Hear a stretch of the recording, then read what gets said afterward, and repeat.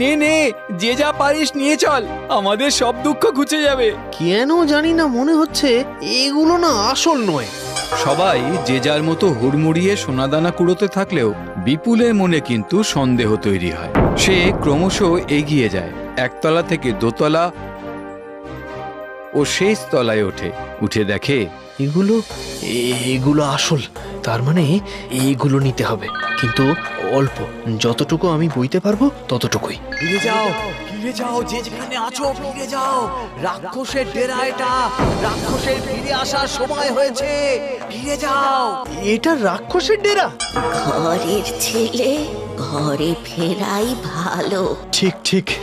বিপুল যতটুকু বইতে পারে সেই মতো সোনা দানা মোহর নিয়ে নিচে নামে আর সবাইকে বলে, এই এই চলো চলো সবাই, আসছি আসছি, তুই যা।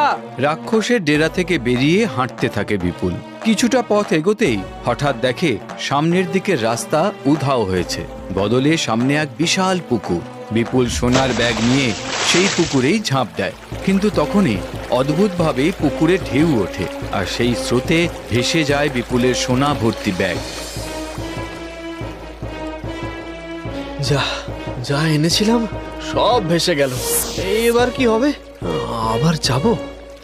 ঘরের ছেলে ঘরে ফেরাই ভালো।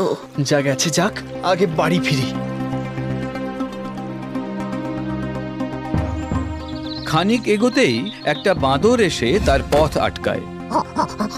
কে তুমি? কোথা থেকে আসছো? আমি বিপুল, গেছিলাম এক মায়া রাজ্যে সোনা আনতে, কিন্তু সে সোনা সব জলের তোড়ে ভেসে গেছে। তাতে কি, আবার যাও নিয়ে এসো। না না না, আর নয়, আমি বাড়ি ফিরতে চাই মায়ের কাছে। আরে সোনা পেলে তো তুমি বড়লোক হয়ে যাবে।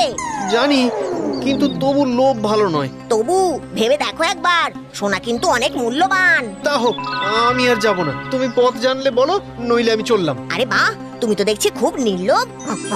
শোনো, এবারে আমি তোমাকে নিয়ে যাব। হ্যাঁ, সময় নষ্ট হবে না, একদম সময় নষ্ট হবে না। যা পারবে হাতে তুলে নিয়ে চলে আসবে, ঠিক আছে? এসো এসো, বসো আমার পিঠে বসো।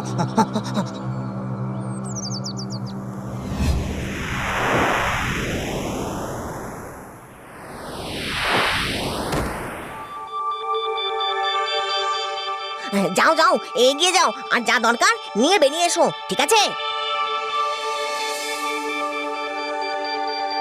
আর বিপুল ঢুকে দেখে চারপাশে অস্পষ্ট মূর্তির মতো দেবতারা ঘুরে বেড়াচ্ছে।